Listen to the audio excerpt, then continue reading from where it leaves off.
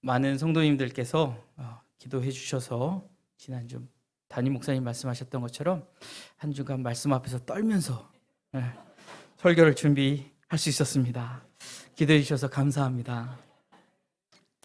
또 한 가지 감사드릴 것은요, 지난주 목사님께서도 감사 인사를 전하셨지만 많은 성도님들이 정말 기도해 주셔서 우리 새벽이슬 1, 2팀 청년부 수련회를 은혜 가운데에 잘 마칠 수 있었습니다. 한 주간 말씀을 준비하면서 어떤 말씀을 오랜만에 찾아온 이 기회에 전할 수 있을까 고민하는데 성령님께서 받은 그 은혜를 함께 나누면 좋겠다라는 마음을 주시더라고요. 그래서 정말 얼마나 그곳에서 기도들을 많이 해주셨는지 우리 청년들보다 제가 더 은혜 받은 것 같아요. 매번 이제 유아 유치부와 여름 성경학교만 진행하다가 오랜만에 수련회를 나갔다 왔는데 참 큰 은혜를 받아서 너무 감사했습니다. 그래서 이 시간 그 은혜를 좀 함께 나누고자 합니다. 새벽 이슬 1, 2팀은요 지난 광복절을 포함해서 14, 15, 16, 2박 3일간 서울하고 이 강화 일대 그리고 이제 인천까지 잠깐 들려서 복음의 발자취를 따라서라는 주제를 가지고 선교 여행을 했습니다. 비록 많지 않은 인원이었지만 정말 그곳에 임했었던 은혜는요 함께하지 못한 청년들에게 미안할 만큼 큰 은혜가 임했습니다. 수련회 첫날 교회에 모여서 담임 목사님의 기도로 저희는 이제 수련회를 시작하면서 첫 번째로 정동 제일교회 역사 기념관을 방문하게 됐습니다. 준비를 하면서요 여러 곳을 저희가 이제 탐방을 해야 되니까 탐방 계획을 짜면서 가는 곳에 이제 설명을 해주시는 분들이 계시면 이제 예약을 저희가 해서 저희가 몇 날 며칠 몇 시 정도에 몇 명이 방문하려고 합니다라고 이렇게 예약을 하고 가는데 정동제일교회는 그런 시스템이 없더라고요. 근데 뭐 오셔서 그날 개관이 돼 있으니까 문을 여니까 자유롭게 보시면 됩니다 해서 갔는데 도착을 하니까 그곳에 안내를 하시던 권사님이 계셨어요. 감리교에서 남자분이 권사님이셨는데 남자 권사님이 저희에게 환영하는 인사를 하시면서 이곳을 자기가 소개해 주시겠다고 안내를 해 주시겠다고 하시더라고요. 뜻하지 않은 은혜가 임했죠. 근데 아까 말씀드렸던 것처럼 정동제일교회 뒤에 있는 저희가 방문하게 될 모든 곳은요 안내를 해 주실 분들하고 시간 약속을 잡아놨어요. 그래서 정동제일교회는 저희가 20분 안에 보고 빨리 다음 장소로 이동을 해야 되는데 이분이 얼마나 열심히 열정을 가지고 저희에게 그 내용을 전해주시는지 정동제일교회의 역사와 그리고 한국사의 역사를 이렇게 벽에 이렇게 쫙 도표를 해놨는데 비교해 주시면서 한국 교회가 이 한국 역사 안에서 얼마나 많은 일들을 감당해 왔는지를 열정적으로 소개하시더라고요. 청년들은 몰랐을 거예요.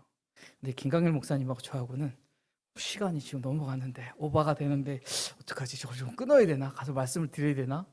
근데 너무 은혜가 돼서 저희도 그냥 일단 다 듣고 가자고 해서 참 은혜를 받고 다음 장소인 한국의 최초의 조직교회 세문안교회 기념관으로 역사 기념관으로 이동을 했습니다. 거기서도 마찬가지로 이제 안내해 주시는 이제 도슨트라고 하죠. 이제 권사님들이 계세요. 그래서 한 분이 저희를 담당하셔서 그곳을 쭉 돌면서 하나하나 이렇게 설명을 해 주셨어요. 한국의 최초 조직교회로서 긴 역사를 갖고 있는 것만큼 그곳에서 저희가 배울 것도 참 많이 있었습니다. 선교사님들이 한국에 들어와 선교하신 그 내용들하고 또 교회 역사를 함께 배우면서 우리가 은혜를 나누었습니다. 그곳에서 한 청년이 언더우드 선교사님의 이야기를 듣고 얼마나 은혜를 받았는지요. 그때부터 입이 귀에 걸려서 내려오질 않아요. 그리고 이제 합류하는 청년들한테 자꾸 언더우드를 물어보더라고요. 언더우드 선교사님을 아시냐고. 참 은혜를 받고 또 우리는 다음 목적지로 향해야 되는데 정동제일교회는 감리교회고요. 세문안교회는 우리 장로교회입니다. 아시죠? 이제 교파가 좀 다르다 보니까 그 교회에 가서 그 역사관을 이렇게 들으면서 140년의 전통을 갖고 있는 아주 오랜 역사를 갖고 있는 그 교회에서 서로가 이렇게 조금 더 강조하는 부분이 조금씩 달라요. 아무래도. 그런데 그 두 교회 모두 동일하게 강조하신 부분이 있는데 그게 뭐냐면 선교사님들이 처음 이 땅에 왔을 당시는 조선이었겠죠? 조선의 분위기였습니다.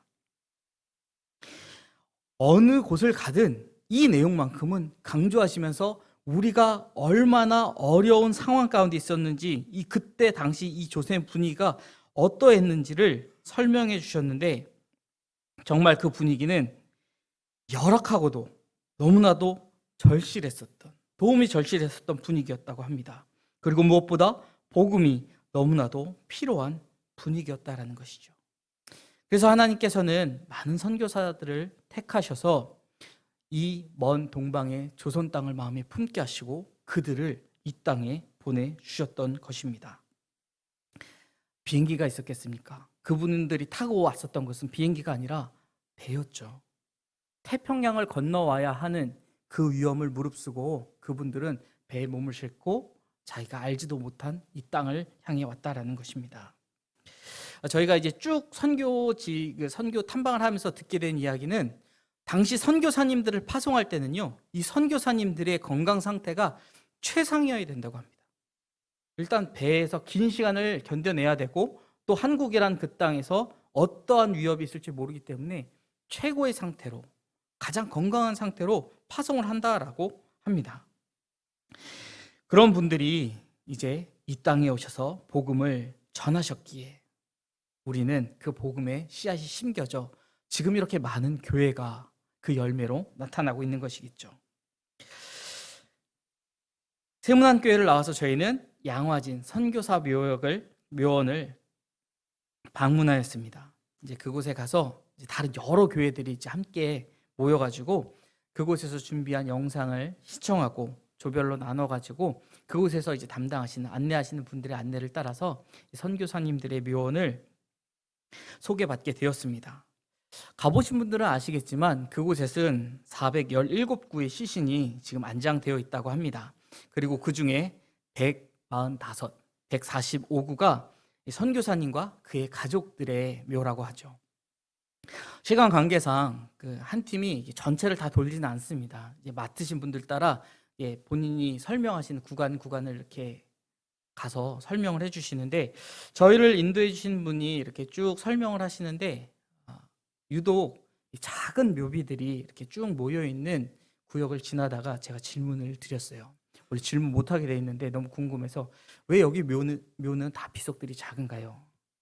예상이 되시죠? 네, 그렇죠. 자녀들의 묘였어요. 선교사님들의 자녀들을 이곳에 묻었다라고 설명을 해주시더라고요. 그래서 이 묘를 이렇게 서가지고 이제 그곳에서 설명하실 때 이제 설명이 들리지 않을 만큼 한 묘의 시선이 이렇게 고정이 됩니다. 그 묘에는요, 숫자가 적혀져 있죠. 묘비에는 대개 어떤 숫자를 적죠? 태어난 날과 죽은 날. 그런데 그 묘비에는 태어난 날과 죽은 날이 동일하게 기록이 되어 있었습니다. 조선이라는 땅에서 그 열악한 상황 가운데에서 그들은 태어난 날 그만 하나님 품으로 돌아가게 됐다라는 거죠. 그 묘비를 보면서 청년들에게 손가락을 가리키면서 저걸 보라고, 청년들도 헉 하면서 말문을 잇지 못하더라고요. 충격을 받았죠. 그러면서 여러 가지 생각이 들었습니다. 만약 저 아이의 부모, 그러니까 선교사 부부가 이 조선 땅이 아니라 출산할 때쯤 잠깐 사역을 멈추고 본국으로 돌아가서 아이를 낳았다면 그 아이는 살지 않았을까? 태어난 생일이 죽은 날이 되지는 않지 않았을까? 그리고 또 한 가지 든 생각은, 이렇게 어린 자녀를 먼 이국 땅에 묻어야 했을 텐데 왜 저분들은 이 땅을 떠나지 않고 끝까지 남아서 복음을 전하셨을까? 어린 자녀를 잃은 그분들의 마음과 또 그 가정의 분위기는 어땠었을까 생각해 보았습니다. 여러분, 상상이 되십니까? 세상의 많은 일들이 내가 직접 경험해 보지 않으면 그거를 다 이해한다라고 말하지 못하겠지만, 그 중에 사랑하는 사람을, 그것도 자기 자식을 잃은 그 아픔은요, 정말 그분에게 쉽게 위로의 말조차 전하기 어려운 그런 상황이라고 생각됩니다. 부끄럽지만 만약 저에게 그런 상황이 생겼다고 한다면 아마 저는 그 슬픔과 좌절을 이기지 못하고 선교를 중지하고 귀국하지 않았을까 생각되었습니다. 그런데 그곳에 수많은 묘비가 있었던 것처럼 수많은 선교사님들은 이 땅에 복음을 전하기 위하여 오셔서 자신의 가족을, 사랑하는 배우자를, 또 사랑하는 자녀를 잃었음에도 불구하고 끝까지 그 복음을 전했다라는 것이죠. 그분들이라고 왜 슬프지 않고 낙심하지 않았겠습니까? 하지만 그 모든 것을 이기고 하나님 맡겨주신 사역을 감당했다라는 것입니다. 이 양화진에서 기억에 남는 또 하나의 묘가 있었습니다. 바로 로제타 셔우드 홀이라는 선교사의 묘비입니다. 여성 선교사셨는데요. 수련의 마지막 날, 셋째 날에 인천에 이분의 기념관이 재작년에 세워졌어요. 21년에 세워졌는데 이제 그곳을 저희가 마지막으로 이제 방문하기로 했는데 이분의 묘가 그쪽에 있는 게 아니라 양화진에 있다라는 거죠. 첫날 이제 저희가 그곳을 들려야 했기 때문에 먼저 보게 됐는데 이분은 사실 이렇게 선교로 오셔서 한국에서 선교하시다가 순교하신 분은 아니세요. 이분은 한국에서 의료 선교, 교육 선교를 잘 하시고 또 은퇴하셔서 본국으로 이제 귀환하셔가지고 미국에 돌아가셔서 뉴저지에 계시다가 그곳에서 돌아가셨는데 그분이 돌아가시기 전에 유언을 남기세요. 자기를 한국 땅에 묻어달라. 그래서 그분이 돌아가시고 그분의 유골이 양화진에 와서 안장되게 되었다고 합니다. 특별히 이분의 이야기를 좀 소개하려고 합니다. 로제타 홀 선교사님, 이분이요 어려서는 몇 차례나 척추 수술을 받을 만큼 몸이 약했다고 하세요. 근데 이 병약한 소녀였는데 어느 날 예배에 가셔서 설교를 듣다가 자신을 울리는 그 한 메시지를 듣게 됩니다. 그 메시지는 인류를 위해 봉사하고자 한다면 아무도 가려 하지 않는 곳에서 아무도 하지 않으려는 일을 하십시오. 못 가는 게 아니라 안 가려고 하는 곳을 가서 남들이 다 싫어하는, 기피하는 그 일을 하라라는 그 메시지가 그날 그분의 마음을 울렸다는 거예요. 그래서 그분은 의학 공부를 시작했고 의대에 진학해 졸업 후 1890년 당시 너무나도 그 의료적인 도움이 필요해 보이는 조선을 향하게 됩니다. 그분이 조선에 오셔서 이제 의료 사역을 이제 진행하다가 2년 뒤인 1892년에 이 땅에서 제외한 동료 의사였던 제임스 홀하고 결혼을 하게 됩니다. 근데 결혼을 해서 불과 두 달 만에 남편이 평양 주재 선교사로 임명이 되어서 남편 홀로 평양으로 가게 돼요. 그래서 이 남겨진 이 그녀는요, 약 2년 뒤 1984년 5월에 이제 5개월 된 아들과 함께 평양으로 가서 이제 함께 사역을 하게 됩니다. 약 2년 만에 가족이 한 곳에 모여서 서로를 의지하면서 이 먼 땅에 와서 그 향수병을 이기면서 이 사역을 하고 있는데 그 사역이 그리 길지 못했다라는 거죠. 남편 제임스 홀은요, 그 평양에서 많은 환자들을 돌보다가 이 전염병에 감염되어 34세라는 이른 나이에 사망을 하게 됩니다. 당시 천일 전쟁 때문에 환자들이 많아서 더 힘들게 그들을 보았는데 너무나도 열악했기 때문에 약 하나를 구하기가 어려워서, 그리고 선교사님들이 약을 구하면 그걸 자신들을 위해서 쓸까요? 어려운 이들을 위해서 쓰기 때문에 그분이 목숨을 잃고 말았다라는 것이죠. 후에 이제 이 로제타 홀 기념관에 가면은 기념품 가운데에 우리가 응급 키트를 넣어놓는 그 팩을 파는데 안이 비어 있어요. 그 안에 뭐 아무것도 없는데 그 이유가 그만큼 열악했던 조선의 현실을 이렇게 의미한다라는 설명을 잠깐 해주시더라고요. 자, 그만큼 열악한 상황 가운데 남편을 잃게 됩니다. 근데 이 남편이 자기가 죽기 전에 이렇게 이야기를 하죠. 자신이 평양에 갔었던 것을 원망하지 마십시오. 그리고 예수님의 뜻을 따른 것이고 하나님의 은혜를 자신은 받았다라고 오히려 남겨진 아내를 위로하면서 힘을 얻으라고 유언을 남겼다고 합니다. 남편이 병을 앓고 있었던 겨울 그녀는 자신의 일기장에 이런 기록을 남깁니다. 아무리 애를 써도 베개는 눈물로 젖었고 한 번도 하지 않았던 애원의 기도가 터져 나왔다. 사랑하는 남편을 데려가지 말라고. 자신의 모든 것을 걸고 이 땅에 오셔서 한 번도 애원한 기도를 하지 않으셨는데 처음으로 했던 그 기도는 사랑하는 남편을 제발 살려달라는 애가 끓는 기도였습니다. 하지만 결국 남편은 하나님께로 돌아갔습니다.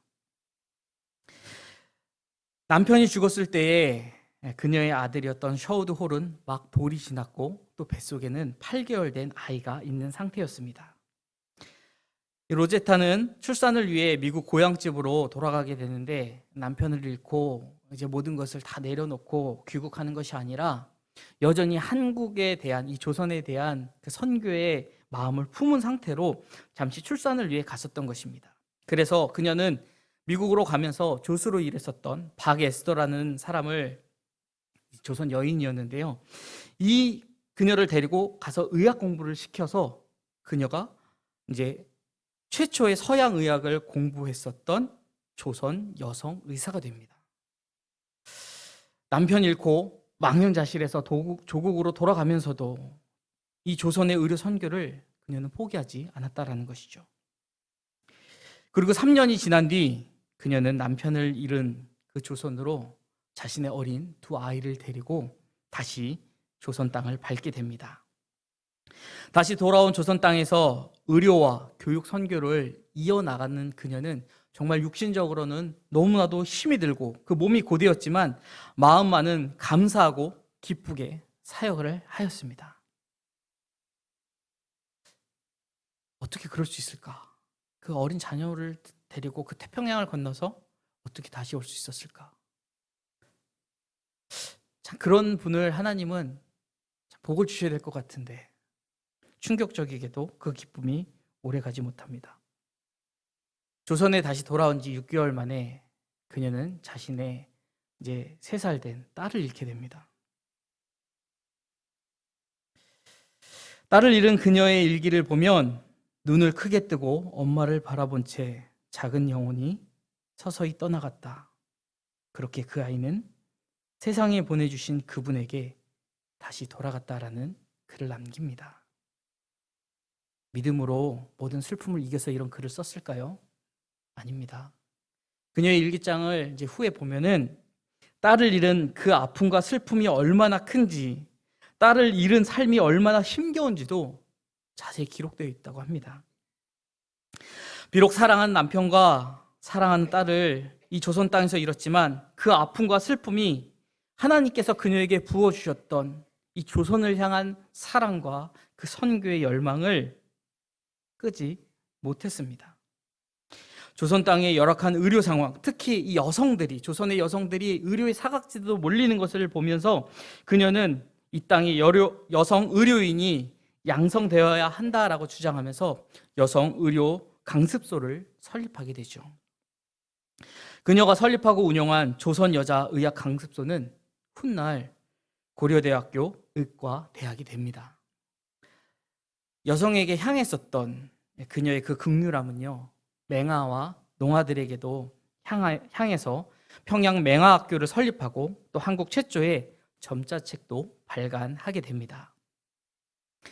지금은 이제 좀 더 존중하는 의미로 맹아나 농아라는 표현을 쓰지 않죠. 시각장애인 혹은 청각장애인, 시각장애를 가진 분들, 가진 사람들 이런 표현을 쓰는데 선교사님들의 자료를 보면 이게 옛날 자료다 보니까 맹아나 농아라는 표현을 사용하게 된 것을 양해해 주시기 바랍니다. 그렇게 남편과 딸을 잃은 조선 땅의 그녀는요, 하나님이 주신 사명을 감당하기 위해 묵묵히 그 자리를 지켰습니다. 이분이 계속해서 한국에서 사역하면서 참으로 많은 일을 하셨습니다. 여성 전용 병원을 2개 건립하시고요. 또 여자 의학 강습소 2개, 소아과 병원 2개, 간호학교 2개를 건립하십니다. 아들 셔우드와 결핵 병원을 건립하는데 아마 크리스마스 시를 기억하시는 분들이 계실 거예요. 크리스마스 시를 최초로 발간하신 분이라고 합니다. 나중에 인도에 가셔서도 크리스마스 시를 이제 발행하면서 결핵 퇴치 운동을 하시는데 이제 한국에서도 그렇게 하셨고 맹아학교, 농아학교를 건립하고 남편 윌리엄과 고등학교를 건립하고 초등학교를 건립해서 이 교육 사업에도 열심히 열을 내시면서 아까 말씀드렸던 한글 점자도 개발하시는 아주 많은 일을 하셨다라는 거예요. 그리고 이제 나이가 들어 은퇴하게 되었을 때 조국으로 귀국하여서 뉴저지에 있는 은퇴 선교사 요양원에서 이제 삶을 마감할 때가 될 때쯤 1951년 유언으로 자신의 남편과 딸이 묻혀 있는 한국에 묻어달라고 유언을 남기죠. 그래서 그녀가 지금 양화진에 와서 잠들게 되었다는 것입니다. 그녀의 묘비에 기록된 말씀이 바로 우리가 오늘 함께 읽었었던 로마서 14장 8절의 말씀입니다. 우리가 살아도 주를 위하여 살고 죽어도 주를 위하여 죽나니 그러므로 사나 죽으나 우리가 주의 것이로다. 여러분들이라면 이처럼 하실 수 있으시겠습니까? 아무 대답을 안 하시면 이 분위기를 어쩌려 그러십니까? 앞에서 이제 담임 목사님도 그러시고 어떤 설교자가 나와서 설교를 하든지요, 부담스러운 도전을 이렇게 던질 때가 있어요. 있으십니까? 라고 물어보시면 뭐라고 대답하신다고요? 아멘. 믿음으로 아멘 하는 거예요. 그 능력이 있어서 아멘 하는 게 아닙니다. 여러분, 믿음으로 우리가 아멘 하잖아요. 그럼 오늘 말씀이 뭐라고 하셨죠? 우리는 주의 것. 우리가 주의 것이기 때문에 주님이 책임지신다라는 거예요. 다시 한번 묻겠습니다. 하실 수 있으시겠습니까? 아멘. 이 분위기가 영화교회 분위기여야 합니다. 바울은 오늘 본문을 통해서 우리가 모두 주의 것이라고 분명히 말씀합니다. 주의 것, 내 것이 아니라 주님의 것이라는 거죠. 내가 내 것이 아니라 누구 것이라고요? 주님의 것이라는 거예요. 주님의 것이니까 주님이 책임지신다라는 겁니다. 그런 주님이 어떤 주님이라고 우리가 알고 있습니까? 주님은 우리를 위하여 십자가를 지신 주님입니다. 그리고 그것에서 죽으시고 우리를 위하여 부활하신 주님이십니다. 그 주님은요, 천지를 창조하신 능치 못하심이 없는 주님이십니다. 그런 주님이 너는 내 것이라고 말씀하시는 것입니다. 우리가 주님의 것이면 주님이 책임지십니다. 우리는 염려할 것이 없다는 것이죠. 비록 부족하고 연약하지만 우리가 주님의 것임을 믿고 순종한다면 그 다음은 주님이 알아서 하실 문제라는 겁니다. 구약성경 예레미야 33장 2절 이하에는 이렇게 약속하셨습니다. 이를 행하시는 여호와, 그것을 만들며 성취하시는 여호와, 그 이름을 여호와라 하는 이가 이와 같이 이르시도다. 너는 내게 부르짖으라. 내가 내게 응답하겠고 내가 알지 못하는 크고 은밀한 일을 내게 보이리라.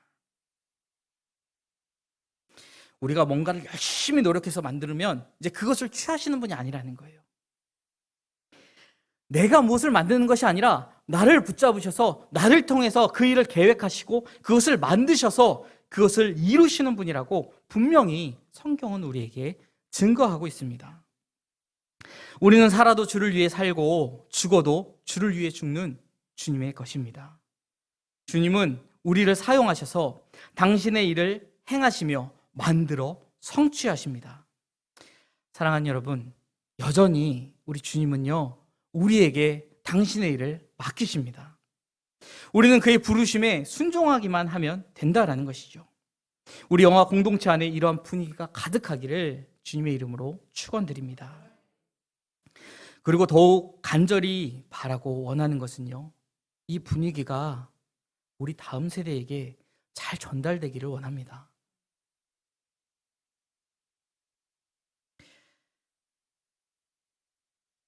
지금 여기까지 하나님이 이 영화교회를 우리를 인도하신 것은요, 아마도 이 자리에 계신 많은 믿음의 선배님들이 이런 믿음을 가지고 내가 주의 것임을 믿고 순종하였기에 여기까지 우리를 인도하여 주셨음을 믿습니다. 그런데 그 분위기가 변하는 것을 느낀다는 거죠. 우리 자녀들이 살아가는 이 작금의 분위기는요, 하나님의 말씀에 순종하는 분위기가 아닙니다. 우리 자녀들이 쉽게 접하는 모든 그런 매체들은요, 하나님 없이도 얼마나 누구든 자신이 노력하면 잘 살 수 있다라는 메시지를 전하고 있다라는 거예요.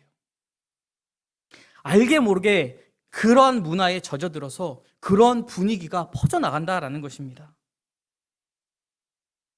오히려 하나님 없이도 살아갈 수 있다라고 생각하기 때문에 내가 열심히 노력해서 무언가를 이루겠다라고 착각한다라는 거예요. 이루시는 분이 하나님이시라는 것을 성경은 분명히 우리에게 말씀합니다. 나는 주님의 것이라는 하나님의 말씀에 그래서 순종하는 그 분위기를 우리가 정신 차리고 전하지 않으면요, 이 분위기는 순식간에 바뀌게 된다라는 겁니다. 나는 주님의 것이어서, 그래서 내 인생 내가 열심히 노력해 무언가를 이루는 것이 아니라 하나님이 책임지신다는 그 분위기를 우리가 온전히 전하지 않으면 하나님의 은혜가 넘치는 이 분위기가 순식간에 사라지게 된다라는 것이죠. 우리는 살아도 죽어도 주님의 것입니다. 이를 위하여 그리스도께서 죽었다가 다시 살아나셨다고 말씀하십니다. 하나님 우리에게 맡겨주신 이 귀한 복음, 이것을 전하는데 우리는 끊임없이 노력해야 하고 우리 자녀들에게도 끊임없이 가르쳐야 할 것입니다. 교회에서뿐만 아니라 가정에서도 하나님의 말씀이 증거되기 원합니다. 수련회 가운데 저희가 첫째 날 집회를 가게 됐는데 거기서 강사 목사님이 아마 많이들 보셨을 거예요. 킹 오브 킹스라는 영화가 개봉했었죠. 교회에서 저도 단체로 가서 봤는데 미처 생각하지 못한 아주 좋은 통찰을 이렇게 나눠주셨어요.